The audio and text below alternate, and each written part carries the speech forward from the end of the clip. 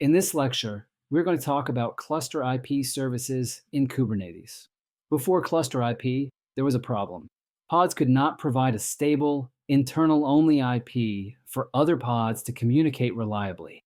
Service discovery was unreliable.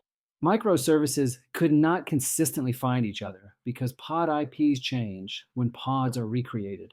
These issues are why Kubernetes introduced the cluster IP service type, which enables internal-only access to application stock.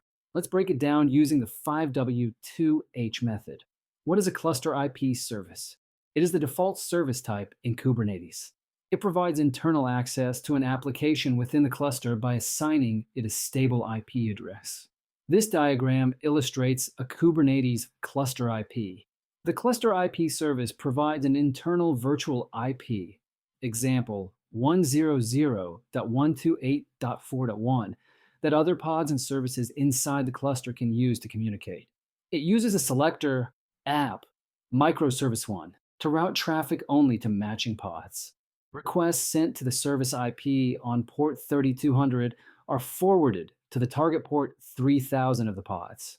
Kubeproxy automatically balances traffic between pods across multiple nodes, example 10.2.2.5:3000 and 10.2.3.5:3000.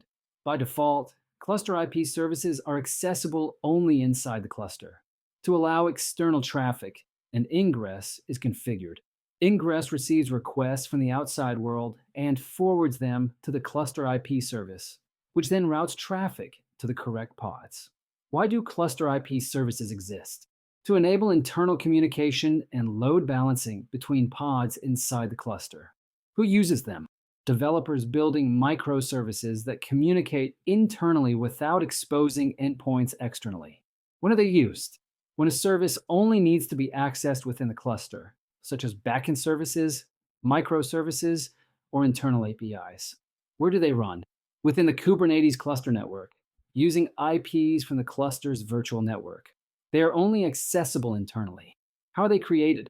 Kubernetes assigns a stable internal IP and DNS name to the service.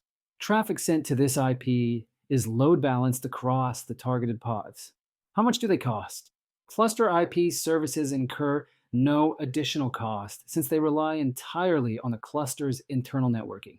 In summary, cluster IP is the simplest service type, perfect for internal communication and microservice to microservice interaction.